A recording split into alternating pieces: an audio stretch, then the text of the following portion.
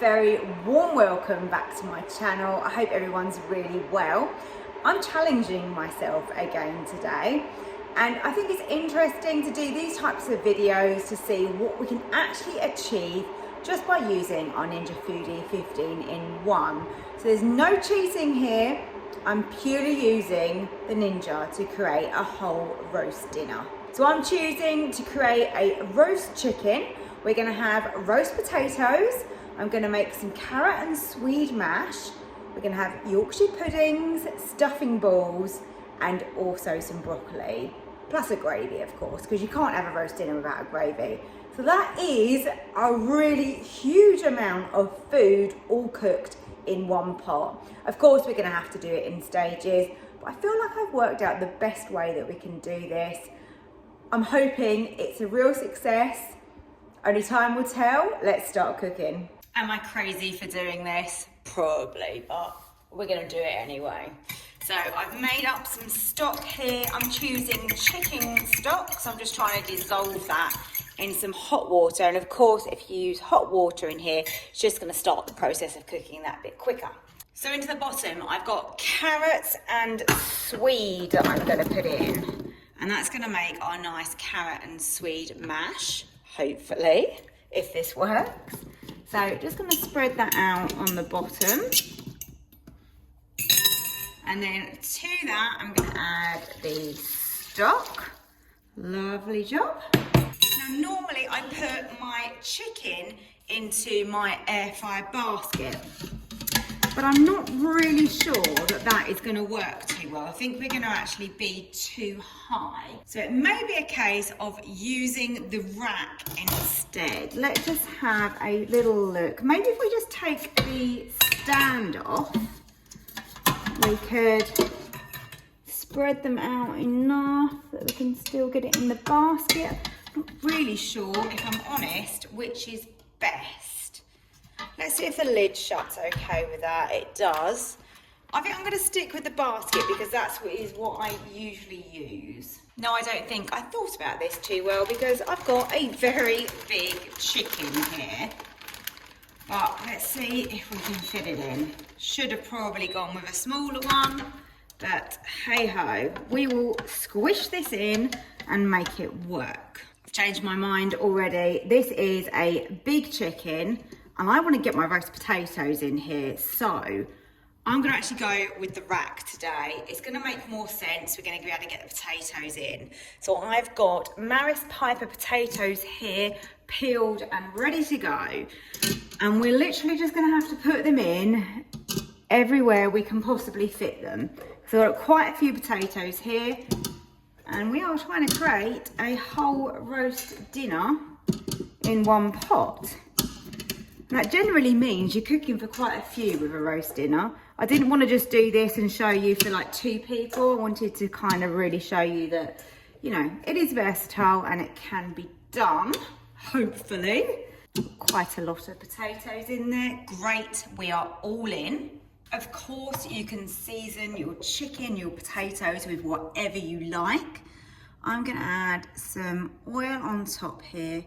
And just a little bit of oil over those potatoes that are visible. It's going to just help them to crispen up. I'm keeping mine really super simple today.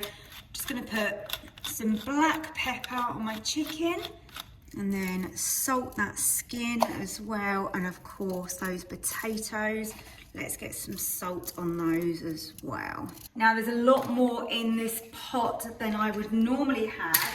Normally I just do my chicken separate, so we're going to use the probe because that's going to help us to ensure that this is cooked just right. Okay, so I'm just going to turn it this way. I'm going to grab the thick end. Yeah, oh, that's good. Yeah, that's perfect.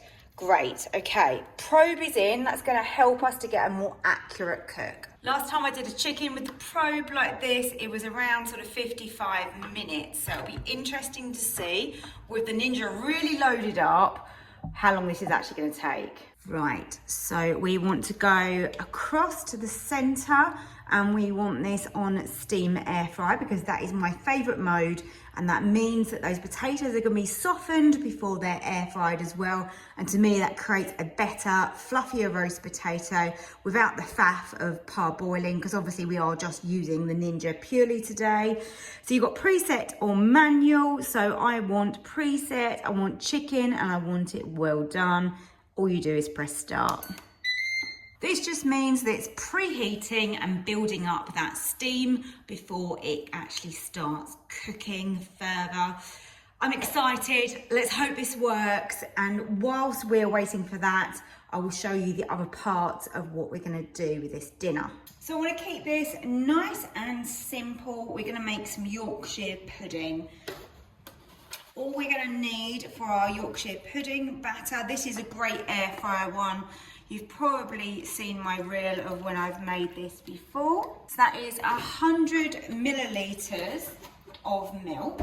And then I'm going to be using 2 large eggs in here. Right, give that a mix.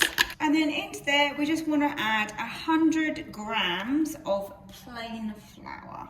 So it's quite easy to remember, 100 ml of milk, 100 grams of plain flour, and then your 2 eggs. And that makes a good amount for, you know, just the amount we can fit really in the air fryer. Give that another mix. And do you know what? The most important thing, other than the hot oil when you make a Yorkshire pudding, is really seasoning this batter really well, because if you don't season this really well, it literally has no flavour and it's pretty horrid, to be honest. These are some stuffing balls that I made around Christmas time, and they've been in the freezer, so I thought I will use those. They're not cooked whatsoever, so they will go in at the same time as the Yorkshire pudding. So you can buy some shop bought ones, you can make your own, whatever you want to do. I've got my little ramekins here. These are great. I have these listed below for you. Because they are metal, they conduct the heat really well, and I think they're the best thing for creating good air fryer Yorkshire puddings. A little bit unhealthy, I'm afraid, but we need to have some oil. You don't want to use olive oil. You need an oil that's able to reach a really high temperature, and that is so important with Yorkshire puddings. They won't rise if you don't. So those are prepared. Again, we can pop them to one side. I've got some gravy granules here ready, and basically I'm going to strain off the stock, which is going to have loads of flavour to it because the chicken juices will go into that, the vegetables, etc. And then I can thicken it up with the gravy granules. You don't have to do it this way. You can do a more traditional way with corn flour, etc. But the idea is we're just using the Ninja and nothing else, so that's a really easy way of doing it. Broccoli, I'm actually going to pressure cook this because that is the way that I like it the most. It stays nice and green, and it's tender, and it's got loads of flavour, and it's just a really nice addition to your roast dinner. I always like to have a green veg. So if you've not seen my broccoli video, then check that one out. But this is the way that I'm going to be doing it.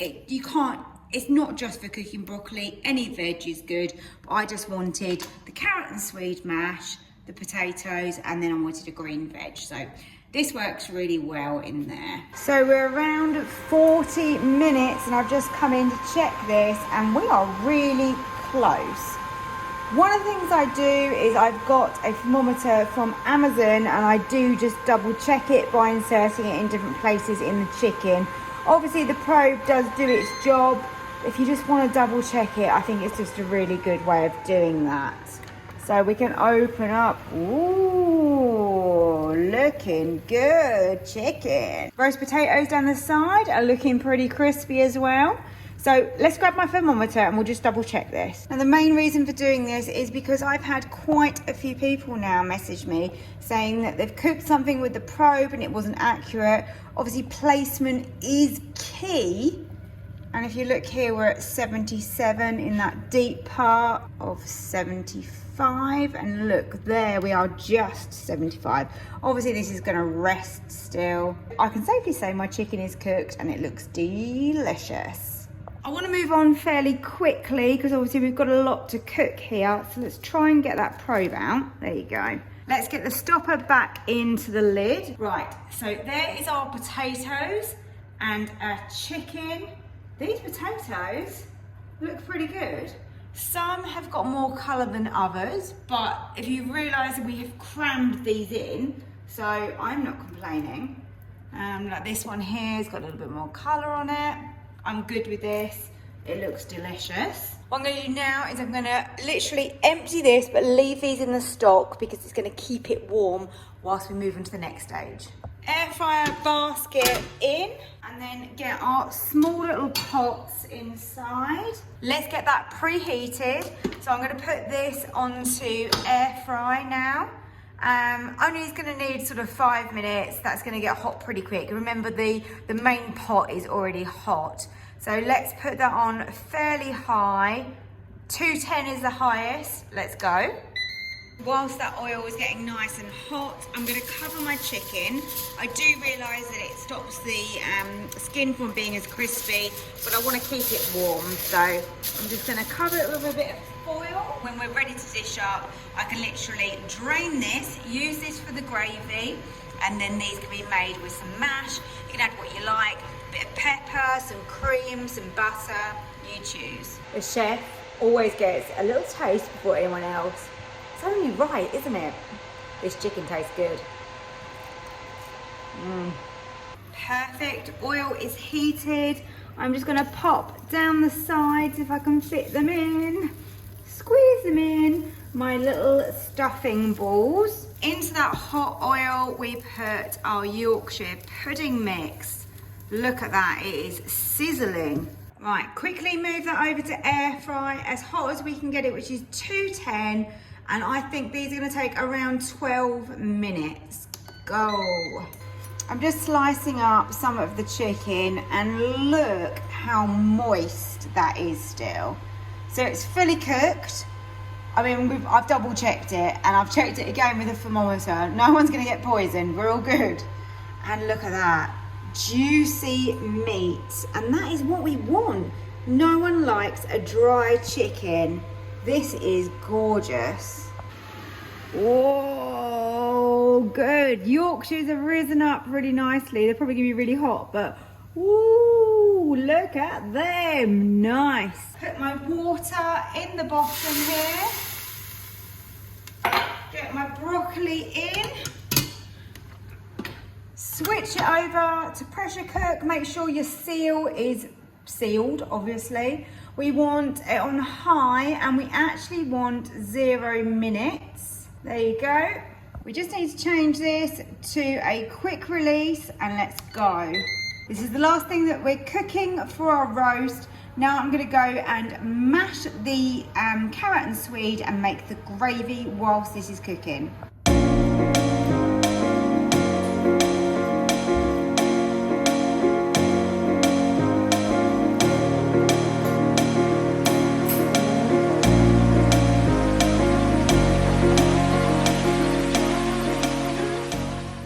So creating a whole roast dinner in the Ninja does actually work. I would say it's not as good as when you make the components separately. For example, like the roast potatoes, they were pretty boring, in all honesty. They were cooked, they were fine for most people. You know, you may like your roast potatoes that way. For me, if I'm gonna bother to make a really good roast dinner, I want them fluffy, crispy, crunchy bits. You know what I'm talking about. But I do think that this is a really good, healthy way. So for January, I am trying to be a little bit less naughty, do a little bit more exercise, you know, the whole New Year's resolution thing. The chicken is nicely steamed and then air fried, so you're not really adding a lot of calories to that whatsoever. And then again with the potatoes, I put a little tiny bit of oil on. You could change that to a little bit of spray oil or leave them plain. They're never going to taste like your Christmas dinner ones that were covered in goose fat and were very calorific. This is a nice, simple sort of steamed method, and actually it's pretty good considering I'm sure it is a lot less calories. I think that the carrot and Swede mash worked really well by having that in the bottom of the pot. So I think that was a really good tip and a great way of doing it. I just added lots of black pepper. You can add a little bit of butter if you want to, but it was so soft that realistically you could just mash it up with a little bit of black pepper and it tasted really sweet and delicious. If you wanted this to be healthier, of course, you just remove the Yorkshire puddings. Those are the naughty bits, aren't they? But I just wanted to show you as many elements as possible to show you that it is possible to do it all. Everything stayed warm enough. I didn't have any problems with that. And then pressure cooking the broccoli at the end is pretty quick, doesn't take too long, so you're not waiting around too much to be dishing up the rest of the dinner. As a family dinner, less washing up, nice and quick and a bit healthier. It's pretty good. So I hope you did enjoy this video. Remember, hit the like button because it tells me what you're enjoying. Don't forget to subscribe to my channel too, and I hope to see you next time. Thanks for watching. Bye.